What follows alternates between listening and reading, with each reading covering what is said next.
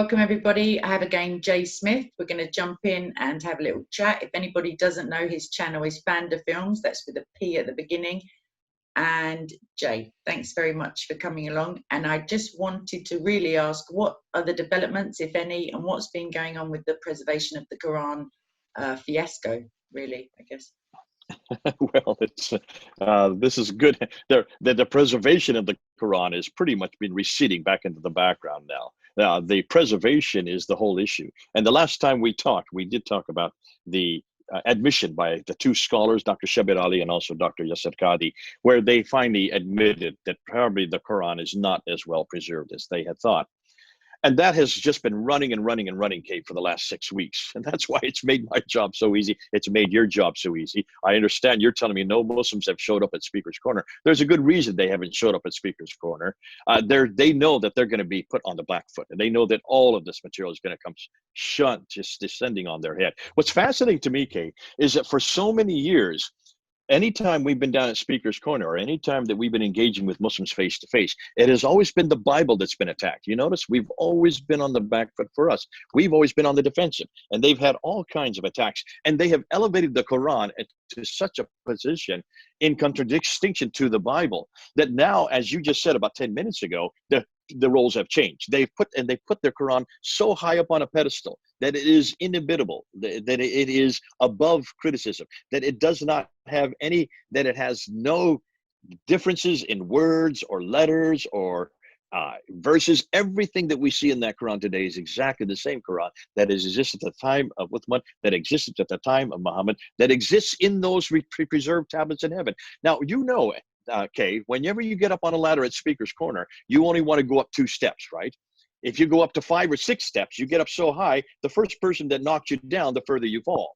And in some ways, that's exactly what they've done to the Quran. They put the Quran up to not just 6 steps, they put it up to 7 steps. They've talked about the 7 readings, the 7 holy readings, the 7 ahruf is the name they call it. And these are the 7 readings that Muhammad demanded when Jibril came him and gave him only one. Remember, he only gave him one, and that was the Qurayshi dialect. That's the one that's in heaven. Supposedly, that's what we've been told. This is the one that is the eternal one. Supposedly. I didn't even know there was any Qurayshi Arabic to exist that did existed prior to the 4th century AD. Nonetheless, that's what we have been told, and I've been told it for all the years I've been working in the Islamic world. Then we're told now that actually Muhammad wanted more than one. He wanted 7 readings, which Jibril obeyed him to. He gave him 7 readings. Those 7 readings now have put it up so high that these are the 7 readings that we find in the world today. However, what happened, we know that in 652, there were some Medinans and some Meccans who were Qurayshi-speaking Arabs.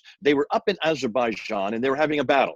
And alongside them were other Muslims who had come in from Iraq and they had come in from Syria. And when they came together to battle against the Azerbaijanis, they were reciting the Quran to each other, and the Meccans started hearing different Qurans, and they started hearing different dialects, and they got really upset, and they came to blows. Yasir Qadhi talks about this. They came to blows because they were so upset. That's not the Quran. And so finally Hudayfa, who was there leading this group of Meccans up there in Azerbaijan, he comes back down to Medina, and he comes to Uthman in 652. He says, what are we going to do? We've got to stop this. We must be careful that we don't have many different Bibles like the Christians and Jews have. Here you go. There's a polemic.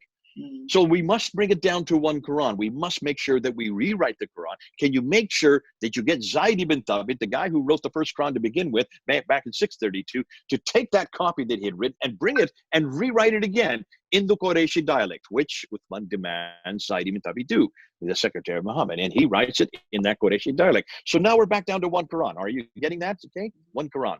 We've gone from 7 at the time of Muhammad. Now we're down to 1, the Qurayshi dialect. To make sure that that did not get perverted, to make sure that that did not get corrupted, Uthman sent it to 5 cities, a copy of this Quran to 5 cities. He sent it to Mecca, he sent it to Medina, he sent it to Basra in Iraq, he sent it to Kufa, which is just south of Baghdad in Iraq, and he sent it to Damascus up in Syria. So Mecca, Medina, Basra, Kufa, and Damascus. 5 cities, right?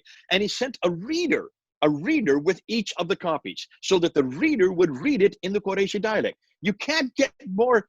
I mean, to talk about the need to make sure that there was one Quran and only one Quran and no other Quran and no other dialect. And then as he's sending these guys out to these 5 cities, he takes all the other Qurans that disagreed with the Qurayshi dialect and he burns them. Remember that? He burns them. These are Qurans that you burn.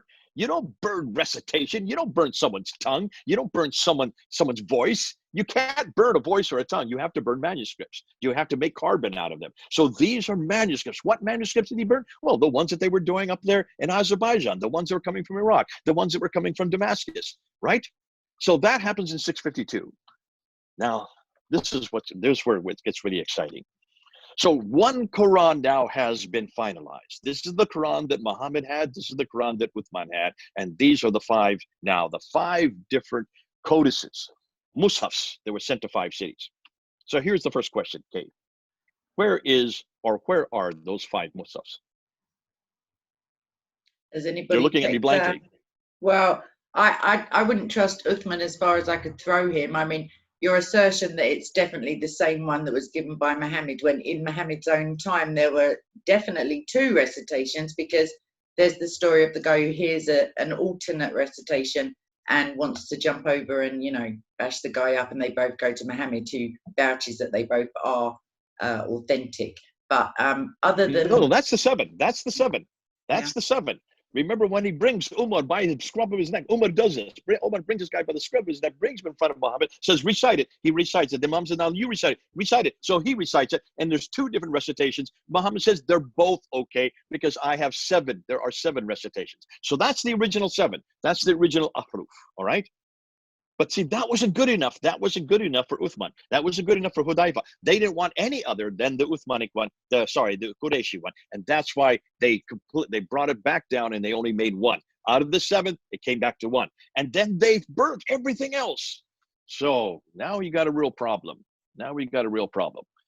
I would like to know where that Qurayshi dialect is. I would like to know where there is one of those manuscripts. We can't find even one of those manuscripts. We're going to get into that. That's yet to come in. That's the question that has not been asked yet. We're still talking about the recitations. So let's jump 100 years later. Let's go to the 8th century. Let's go to 736. So Muhammad dies in 632. We're now 736. So we're 100 years later, okay? A whole century later. And there's a guy named, I'm going to get his name right. His name is Ibn Amir al-Damashqi. Ibn Amir al-Damashqi. That means he is Ibn Amir from Damascus, up in Syria. Remember, this is the place you're not supposed to have a dialect, right? This is the place that they didn't want a dialect from. He is the first one to write a new Quran, a completely new Quran that is written in his dialect, which is the Syrian dialect. He is the first, 736. 2 years later, after him comes another one. This is Ibn Kathir al-Makki. So he is from Mecca. Ibn Kathir is from Mecca. He writes another Quran. Then you get another one that is called, and this guy is called, let me get them in order of their death rates, because then you know that they're the sequence. Then you have Asim Ibn Abi al-Najud from Kufa. Now we're in Iraq. So you have one Damascus, one, in fact, let me get the sequence. Get this. One in Damascus, you have one in Mecca, the next one's in Kufa. Then you have another guy named Abu Amr ibn al-Ala, and he is from Basra. So now you have one in Damascus, one in Mecca, one in Kufa, one in Basra. So you have 4 different cities. And then you have a Hamza al-Zayyat, he's in Kufa again, and Nafi al-Madina, he is in Medina. So now we get a 5th city, and al-Qasai is from Kufa. So you have 3 from Kufa, 1 from Medina, 1 from Mecca, 1 from Basra, and 1 from Damascus. 5 different cities, and 3 of them from one city. Are you getting that? These guys. What I would say. Go ahead. What I would say is the amount of compound or escalating confusion that can come from just 5 different variations of the same document. I mean, if you think just between London or in Britain and America, the self-same words can mean exactly, like, completely different objects, different ideas, different notions.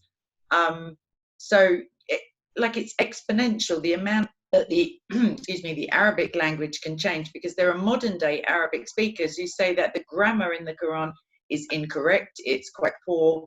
How then can it be perfected? Or I've heard Muslims say that, well, actually Allah perfected it after its existence, even though he spoke to the earth and the smoke in Arabic before you know, the world was. But yeah, I just wanted to point out the fast that is, well, we know what happened, but without a spoiler alert, carry on, please.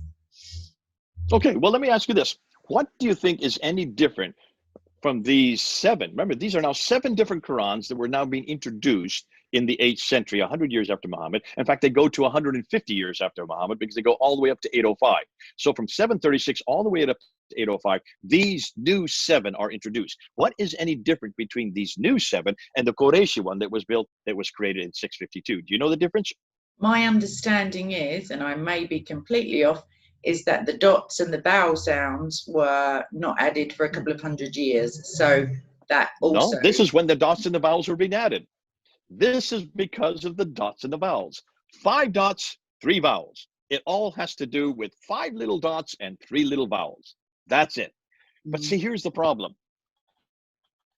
When you're looking at a skeletal text, a razm, just the skeletal words, there's 16 really unique. There were 16 unique. Some say 18, some say as many as 20. But in other words, there are 16 unique words that need to have dots to show the differences between them. And you can, from just one little word like a little smiley face, you can get 5 different letters because you have 5 different dots. Na, ta, tha, ba, ya, 5 different letters. Now, if you have 3 of them together, you can get all kinds of combinations. And we just did it with just 3 letters together, and we got 19 different words. Now, can you imagine if just one word of 3 letters, you can get 19 different words just for putting the dots in different places? Then you start putting the vowels, the dhamma, the kasra, and the fatha, and you get all kinds of variants. Now, if you put whole sentences together with dots and vowels, you can get hundreds. Oh, did I say hundreds? Maybe thousands of differences. Can you then understand why all these new Qurans were coming into play? But they're coming into play in the 8th century, not in the 7th century when Muhammad was living. Muhammad had nothing to do with this. This is long after Muhammad's dead. This is 100 years after Muhammad dead, 150 years after Muhammad is dead. Why haven't Muslims told us this before? Why has this just been coming out in the last 6 weeks? Now, I've known about it before this, so we haven't really made much thing of this. But then can you understand that these are just the first 7? These are the first 7. But from these first 7, there were different traditions that came out of each one of these 7. There were many others, but there weren't. Now, we have been told that there's just 2 from each one of these 7. No. There's more than 2. Let's just take Ibn Kathir. Ibn Kathir is from Medina. From Mecca. Ibn Kathir is from Mecca. If you look at Ibn Kathir, let me get his. If you look at Ibn Kathir, I've got them all here. Here are the 7 that we're talking about, okay? This is for Wikipedia, by the way, Kate. So you can get this. You can get this. Anybody can get this. This is nothing that I have created. I got this off the Wikipedia. I want to make it as simple as possible for everybody. So there are the 7 that I'm talking about. Now here is Ibn Kathir. He died in 738, right? He has, according to what Muslims tell us today, there are only two guys that come after him, Al-Bazi and Qutb. That's what they want you to believe. Just 2 that were his transmitters. No, there weren't. Ibn Kathir had 37 that came after. 37! Why haven't we been told that? Yeah, 37 other Qurans that came after him. Amongst those 37, a guy named Ibn Mujahid in 936 only chooses these 2. So he's choosing these 2 out of the other 35 that he could have chosen. Threw away the other 35. That means just with Ibn Kathir, we have 37 other Qurans that were different than Ibn Kathir's, but they come in the same family as Ibn Kathir, and they all come from Mecca. Okay? Can you see the problem there? Yeah, I can see. If you want to say, and we haven't even been told yet, if let's say each one of these 7s has 37 to 38, maybe 80 different other transmitters, you're getting hundreds of other different Qurans.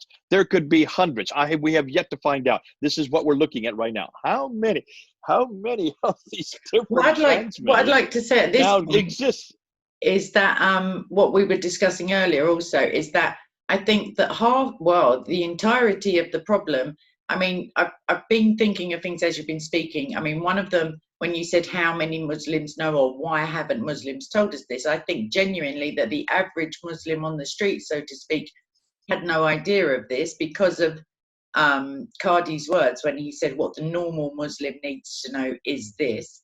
The other thing is that it's, like I said, it's exponential, the amount of incongruence and mistakes that can be made with so many versions. But at the same time, it's the Muslims' own standards for the last, like you say, 30 to 40 years that you've been like discussing the oneness of the Quran, as it were, or the unique nature of the Quran as opposed to the Bible, which has been translated, obviously, a couple of verses, you know, removed, put in, the Apocrypha taken out, various translations, if you translate straight from the Greek to the Latin, you know, there's all of that.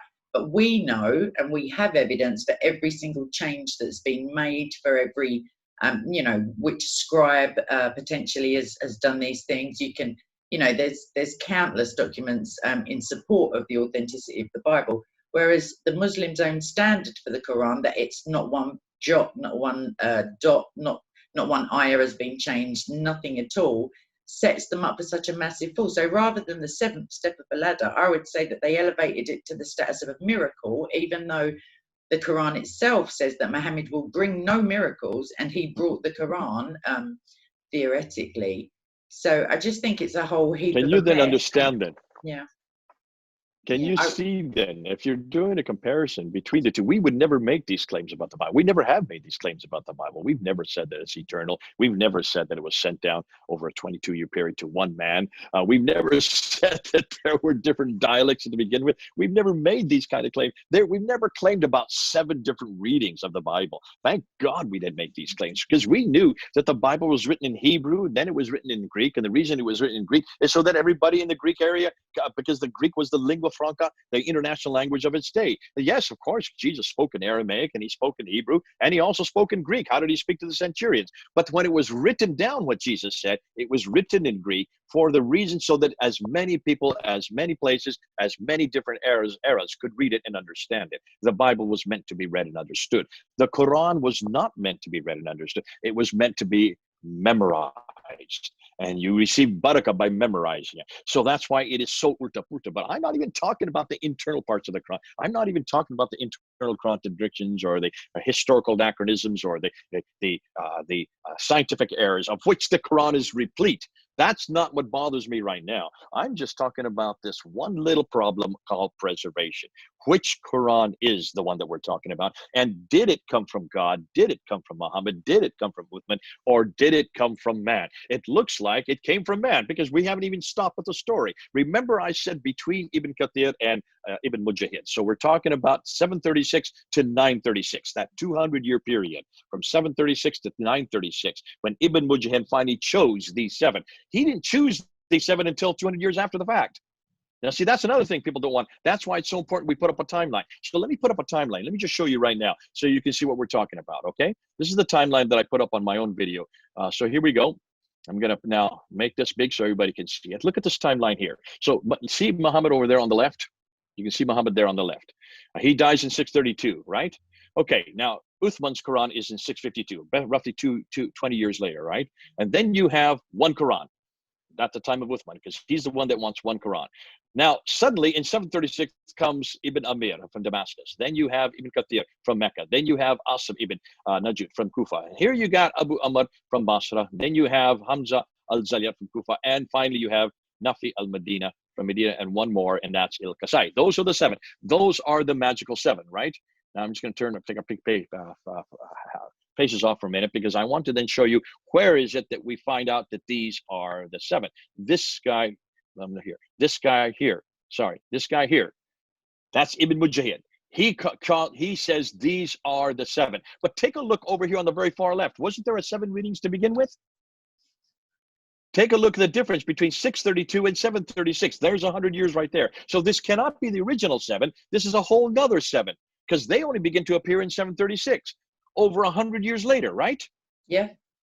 But that's still not good enough. There was still some more to come, because then you have now the official 7. We have this one then was added to the list. Abu Jafar from Medina. And then this one, Yaqub from Basra. And then you have Khalaf from Kufa. So who added these 3? Well, this guy down here, Al-Jazari. Look at his dates. 1429. Wow. That's 15th century. That's 800 years after Muhammad. You get another 3 added. So now you have the official 10. Remember Qadi and all of them? They kept on talking about the 7, then the 3, then the 10. This is, remember Qadi saying, The 10 are the best of the best. These are the creme de la creme. This is what makes up the Quran. These are the 10 that everybody goes to, because these are the 10 Qurans that we now look at today. And they all say the same thing, right? No, they don't. Wrong. Otherwise, there wouldn't be 10 names. Yeah. It's Why like would you have 10 names if they all said the same thing? Sorry, Jay, it's like a little bit like the Star Wars franchise, if you don't mind me saying.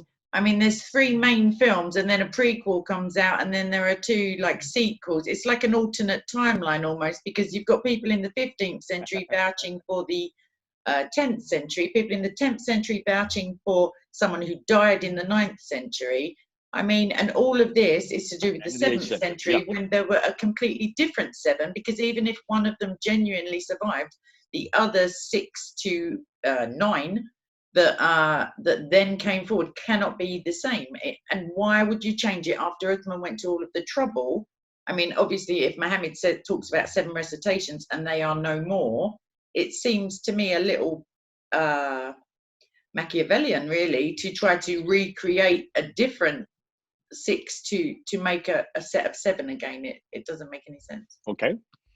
You can see, and that's a good analogy you're going to put there. And what I would say is absolutely. And this is why, this is what Yasir Qadhi did not want to get out in the open. This is what he said is what we don't talk about. This is the red line we don't go into. We don't want people to know this. But this is still not, it gets worse than this. Okay. Take a look at all those names. Abu Emir, Ibn Kathir, Asim, Abu Amr, Hamza, Nafi, Al-Kisai, Abu Jafar, Yaqub, Khalaf. What name is missing? What's the name that's missing? Hafs. This guy. Hafs. Hafs. Where's Hafs in all that? Isn't this the Quran that we all use today? Yeah. This is not there. Where is this guy? This is the guy that everybody chose. This is the guy that was chosen in 1924. This is the guy that was chosen in Egypt in 1936. This is the guy that was chosen in 1985 by King Fahd for the whole world. And remember what Qadhi said? 90% of the Muslims in the world now use this guy. Where is he? He's not even in the 10. He's nowhere in the 10. So where does he come in? See, I like to know where not only he comes in, I'd like to know where Warsh comes in, because Warsh is the other one, right? Yeah. So let's look at, this is the 2 that I'm looking for. Well, here they are, Warsh and Hafs. Right. They're not in that 10. Warsh died in 812, Hafs died in 796. So they come in here. Yeah. They're in this group, a whole nother group that was added even after that. This is the next 20. These are the students or the transmitters of the original 10. Every 10 has 2. So you 2 times 10 is 20. Now you have 30.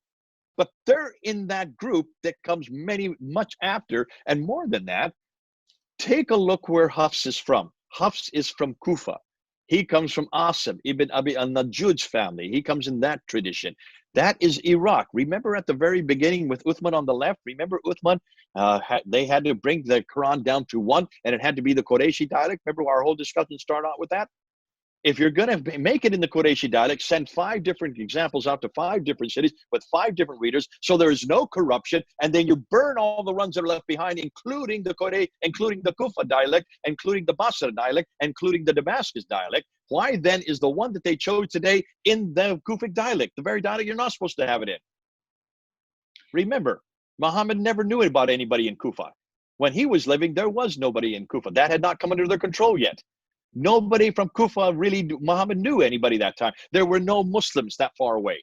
And so how could suddenly the one that they're using today come from the place that Muhammad never knew? Proving that Hafs had nothing to do with Muhammad. Hafs had nothing to do with Uthman. This is a completely different Quran that was finalized in 796. That's 144 years after Uthman. Is there a chance? 164 years after Muhammad. Yeah. So what's the hypothesis? Is there a chance then that the Kafar recitation or the writings were preserved? I don't know, like that they were when the standardization, or I don't want to say book burning because it sounds so fascist, but when they were all kind of tidied up and standardized. I mean, how did he get a hold? If there's now only one at some point around this time, how is he left with that one? And is that potentially why he's known as so unreliable? Even though, as you say, 90% of the globe is reading his Quran. Like, I don't. Yeah. Absolutely. It is known as it is unreliable because the fact that it's the wrong man at the wrong place doing the wrong thing at the wrong time. They've got the wrong Quran. Basically, they've got the wrong Quran because now all the Qurans have now come down to Hafs Quran. It's all come back to one Quran. And it's the wrong Quran. It is not a Quran that Muhammad would have ever known. It's not a recitation that Muhammad would have ever heard. It's not a Quran that Uthman had anything to do with. This Quran that I got circled in black is by far nothing more than a political gesture because it was the Ottomans that had the Hafs Quran. It was the Ottoman Empire in 1924. And remember, Muhammad ibn al-Husayni al-Haddad was under the auspices, under the authority of the Ottomans. He was doing this as a political gesture. So the Quran we have today is a political Quran. Has nothing to do with theology, has nothing to do with Muhammad, has nothing to do with Uthman. It is as man-made a document as you can get. And isn't that the whole thing that we're trying to prove? That this is nothing more than written by man, chosen by man, rewritten by man, excluded by other men, and then finally finalized by other men in the 20th century. Now, can you understand why this has been our day? And this is why there's been so much confusion. And that's why Yasir Qadhi had to say, this is the crisis of faith. This is the hole that we can't get out of. This is something you don't talk about in public. No wonder they don't talk about this in public. How would you defend this? I don't know how I'd defend it. I would do some tap dancing, I think. But I would say that from a Christian standpoint, even though this is amazing in terms of potential salvation for those Muslims, I would say that there is no correct Quran. None of them were ever correct because any gospel other than this one, any Christ other than this one, any prophet after John is not a prophet. So, and that's from Matthew 11 and Luke 16. So, right, I think that wraps that up on that bombshell, so to speak. And we'll have another little chat soon. And thanks very much.